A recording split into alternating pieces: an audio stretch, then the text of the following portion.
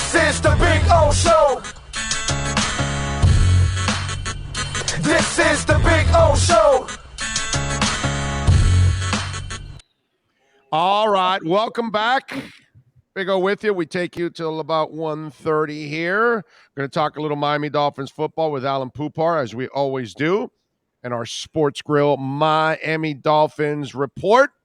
How you feeling, my man? You feeling good? Feeling good. Got my cup of coffee next to me. The Expos hat's on. Ready to rock and roll. I like it. I like it. By the way, Isais, thank you for the love on the Super Chat. And Heat Fins also, thank you for the love also on the Super Chat here. And appreciate all of you out there. Please smash the like button on YouTube, or if you're listening to the podcast later on, we always appreciate that. All right, so yesterday, what'd you come away with on the Austin Jackson press conference? He talked a little bit about how much comfortable he is at tackle compared to guard. He also, said that, he's comfortable at guard. He'll do whatever it takes. But it looked like a young man that was, really looking forward to this challenge. Let's put it that way. Well, he's looking forward to trying to see if he can hang on to a starting job. I think a lot of people kind of assumed last year when they're going to remake the entire offensive line, one of the guys who's not going to stay in the starting lineup is Austin Jackson. And Austin Jackson was one that wants to say, like, whoa, simmer down. Couple of points I want to make about Austin Jackson, because if we're going to go ahead and say everybody deserves like a little bit of time to develop, well, Austin Jackson fits that mold. You remember the time of the draft, all of the draft analysts were saying high upside, but he's going to take some time. Yeah. Not only okay, so that's he's a young player. Remember that this was a really young guy coming out of the NFL. He had just given bone marrow a year before to his sister, didn't have an off season, and then he comes in on a pandemic year. And he doesn't have great offensive line coaches. So there's been a lot against Austin Jackson. I agree. He deserves a fresh start. And the good thing is, look, man, in the end, what the front office has done, Alan, is they've erased the doubt now. Now you have the proper teachers in place for everybody, for Tua, for the offensive linemen, for everyone involved. So supposedly you got the coaches that you needed in order to fix the players. Now it's up to the players to perform, like Austin Jackson and everyone else on this damn offense. No, and that's fair. And again, also, he's had 2 O-line coaches in 2 years in his first 2 seasons. Here's the thing, because I wrote yesterday like that. Don't like count him out to become the starting right tackle. And of course, some people are quick to attack it and say no, he sucks. He needs to be traded away. I'm not saying you're penciling him in for the job. I am just saying he's going to be in the mix. Again, like what we know so far for this Dolphin offensive line, Terran Armstead is going to be the left tackle. 95% Connor Williams is going to be the left guard. Yes. And Robert Hunt's going to start. That's what we know. Yeah. Okay. And everything else, the Dolphins would be nuts if they eliminated any possibility right now in April. So yes, they're going to give Austin Jackson a long look. It's probably likely at right tackle. And if they decide very early on that, then maybe they give him a look at right guard with the possibility again of maybe Robert Hunt moves to right tackle. They're going to give Michael Dieter a long look at center, maybe to see if he's the guy. They'd be crazy not to. So this notion that the Dolphins absolutely have to go out and pick up somebody else, well, I think they want to see what they have in some of those guys. They address like the big need in getting that one anchor guy. That was the number one need on the offensive line. Get the anchor. And they did that with a guy who's not only a really good player, but he's also a veteran who's also going to help just by his presence and his tutoring everybody else on that line. The thing about Austin Jackson that was interesting, though, and I went to look and I couldn't find it. I could have sworn he said last year after the move to guard after several weeks that he felt comfortable at guard, and he was a guard. And I'm thinking, how are you changing? That's interesting. Of course, he says what he needs to say at the right time. But if you look at his body type and what he does seem better fitted for tackle. Yeah, and look, the problem is everybody's made not everybody, but a lot of people have made a final determination on the guy. So in their minds, they have a hard time comprehending that he could actually end up starting. Are you kidding me? Austin Jackson start? No, there's no way you could do that. And it's not the first time where guys were out of position or didn't have great coaching or the situation was terrible and they weren't able to perform. And then all of a sudden, they got the right scheme, the right coach, and they took off and became, excellent players. So Austin wouldn't be the first person to do that. And I think that's one of the things that, by the way, this is going on with Lempierre also. This is a guy that failed as an offensive line coach, but he failed because he wasn't ready to be the head guy on an offensive line as the number one coach. And so now he gets to learn a whole new system, a whole new blocking scheme, and he gets to be an assistant coach and maybe climb the ladder properly instead of being thrusted into a position that he doesn't belong in. And maybe that's what happened to Austin Jackson. Maybe he was in a terrible position that he wasn't ready to succeed. We'll see now. He's matured a little bit more. He's had experience. He's gone through hell. Maybe this prepares him to have success. Nobody knows. But the bottom line is we should give them all a clean slate at this time because the offense was a mess, dude. It's hard to measure anybody on that offense. And all I'm saying is you give the guy a shot. If you see in training camp, if you see in training camp he can't cut it, then you're not married to him. I mean, obviously it would suck because you spent a first round pick on him, but give him a shot. There's no reason not to. There's really no reason not to. And plus, if he fails with these guys, they're not going to have any patience for him. Correct. And the front office is going to say, well, we tried. He failed with the other ones, and now we got the right coaching staff. And that's why I'm saying that there are no excuses for anybody now. Now you've got the people that properly are supposed to coach the offensive side of the ball. So whether it's the run game, the pass blocking, the quarterback, whatever it is, everybody's got to go out there and get it done now. You know what I mean? Yeah, except when you say we got the right coaching staff. I mean, I don't want to like poo-poo on anybody, but they still have to show it. I mean, of course. The new offensive line coach, no offense to him, is not coming here with a ton of offensive line coaching experience. No. But it does help that there are other people on the staff. For example, the OC Frank Smith, who does have an offensive line background to help him out. Right, and Applebaum is also has experience on the line. So you have enough people that know and have succeeded on their own levels on the offensive line, something that you didn't have in the last year. So. All right, so now let's. It was a bad setup last year. Yeah, huh?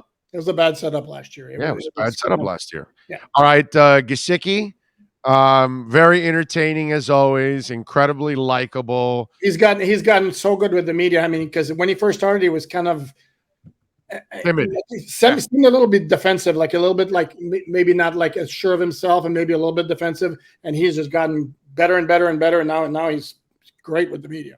Well, once you kick ass on the field and you know who you are, you know what I mean? It's correct. It's you can go out there and you can have a little swag. You can be yourself, which I think that's what he's doing now. Now he's allowed to be himself, and he's so likable, dude. How'd you think he handled the tight end receiver question thing? As well as he can handle it. I mean, the whole thing, yeah. This notion. I don't know if the question was phrased like, "Are you happy to get the franchise tag?" NFL players don't like getting the franchise tag. They want the long-term contract extension. Of course. And he's going to say it as politely as he can. And he did. And same thing with the wide receiver tight end thing. And he's like, oh, man, I'm not going to create a controversy. My agent might, but I'm not going to, Yeah, let's go like this. It's my agent takes care of everything. No, he said all the right things. And that's an interesting one because by usage, he was more wide receiver than he was tight end. Yeah. The thing is, it really all depends on what happens this year. The rest is bullshit because they're going to figure him out and they're going to say, well, yeah, he works with us or he doesn't work out. So you're either going to be interested in re-signing him or you're going to let him go and move on. That's what's going to happen by the end of the year. That's really what's going to determine how he's going to get paid. what he's done the first couple of years is kind of a table setter, but in the end, the entree is this year because this is his coaching staff now. So they've got to figure out if they can use him or not, if he belongs or not, before they even decide to pay him. So and all year, if they use him as a tight end, then it's a moot point by the end of the year what we're talking about. No, but I thought you were talking about in terms of the franchise tag number because his salary. I mean, the difference is 11 million or 18.4. Of course. He gets designated as a wide receiver. So but that's if you do it now and you try to negotiate something. But since he's on the tag already, he's playing on it. He's locked in at that price already this year. They can still appeal it. I don't know the procedure exactly, but they can still appeal it. Doesn't sound like they're appealing. All right, I mean, they would have appealed it already.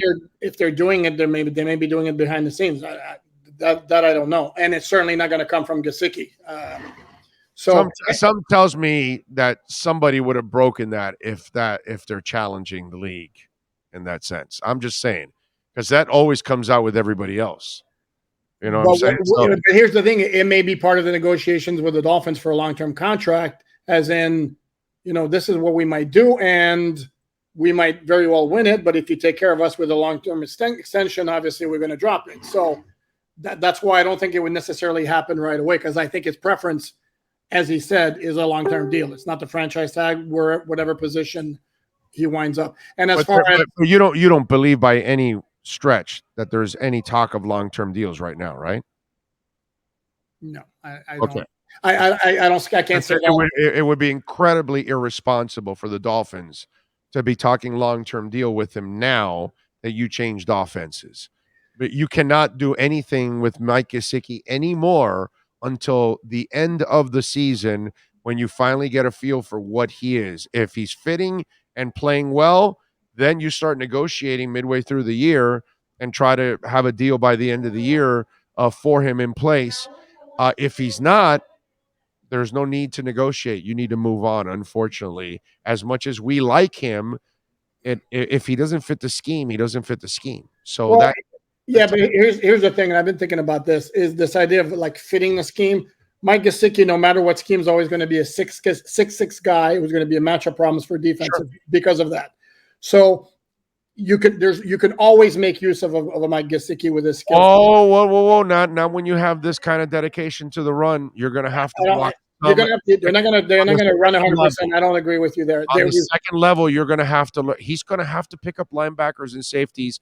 I don't think they're going to put him on the line, but I think he's going to have to be successful at the second level, my man. I don't see that. By the way, if he's hurting him there, I think that will hurt his long-term viability with him.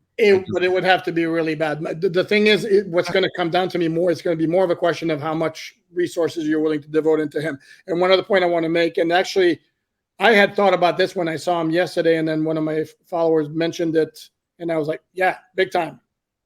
I was like, whoa. So did I. Whoa. He got arms. He got arms. I saw his arms. I was like, they told his ass, dude, you're going to block some. So you need to beef up those arms. And I saw those arms and I go, I was going to ask you that question. I was going to go, did you notice his arms? Because somebody told him he was going to block. And when he's talking about Kittle and watching Kittle and all that, then somebody told him, well, if you want to help us out like Kittle, well, you're going to need a block. Those arms aren't going to help us. You see Kittle's arms? Look at your arms. And that dude went and hit the bench, bro. Either that or somebody got him some arms as a wedding gift. Oh, come on. Now you're going the A-Rod style on him? God. That was a joke. God, you got him juicing? No, that wasn't the joke. Ah, man. No, yeah. What was the joke then? That as a wedding gift, they got him arms, not artificially done. You mean like they bought like a pair of arms at Zayre's? Exactly. Jesus, man. I had to go back. I had a blast from past. Whoa, Zayre's sells arms. You didn't know that? Is this on? That's Zayre's. Yeah, bro. Big O, is this thing on? Of course this thing is on. Yes. It's on. Yes. We hear you. Yes. We hear you. No, I'm wondering why I didn't get the joke in the first place. Okay. Oh, Maybe it wasn't that great a joke. It's funny in my head when I thought about it. So.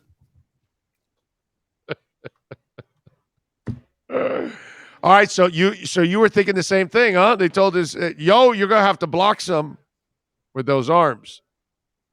Either that or he took it upon himself. I mean, but what's clear is, that's the first thing that jumped out at me. It was like, whoa, damn, dude, beefed up. All right. By the way, any we talked about it earlier in the week. Any follow-ups on the Tua Luau stuff? Did you pick up on anything else? You had one in Alabama yesterday. Is that a follow-up? Yeah. Mm-hmm. No, there's not. I mean, it's a nice charity event, and yeah, sure, yeah, definitely nice for them to show support to their quarterback. So nothing more should be taken from that. Should they invite you next year for a Mai Tai and luau's? Absolutely, of course, right? I mean, you should invite all the writers actually, and the podcast too. You know what I mean? Absolutely. We should be doing the show from the luau. There you go. Know what I mean? Tua sits down with us. I'm actually a better left tackle than Austin Jackson for him. Damn, harsh. But accurate, right? Right? I mean, I don't know. I've never seen you play left tackle. Admit my two-and-on left tackle for him is pretty strong. So I'm just saying. I've shown good technique all what yes. Yeah. Saban was at the event with the mom and everything. Yes, he was. Yeah, baby. Oh yeah. Yeah. Everybody's supporting him. Yeah, it was the second time you've done it at Alabama, from what I was told. Yeah. And I guess, it's going to become an annual thing here. Yeah, of course. That's why I'm saying we need to be at that event next year. I mean, we got to talk to Tua here, bro. I mean, that's just wrong on every level that we weren't there at the luau, man. Damn, dude. Mm-hmm. All right, what are you working on Sports Illustrated so folks can check you out? Draft-related stuff, free agency stuff. Trying to figure out pick 102. It's normally at this time of year I'd be having like draft prospect profiles up the wazoo and then mock draft roundups every week, but picking 102 is like. By the way, do you know that the Dolphins do not have the latest pick in the draft? They pick 102. The Rams pick 104. That's their first pick. Wow. Yeah. So well, okay, but that's understandable with him. Yeah, they won a Super Bowl with that move. So. Yeah, that paid off for them. Yep. I'm hoping it pays off for the Dolphins the same way that you're in Arizona covering the Super Bowl. That would be kind of fun, bro. All right, follow him on Twitter at Poupart NFL and catch him twice a week here doing his thing. The Sports Grill Miami Dolphins Report. Alan, thank you, my brother. Appreciate you. Have a good weekend, my man. Got it. There you go. Alan Poupart, as always, getting it done. Appreciate it. There it is, your Sports Grill Miami Dolphins Report.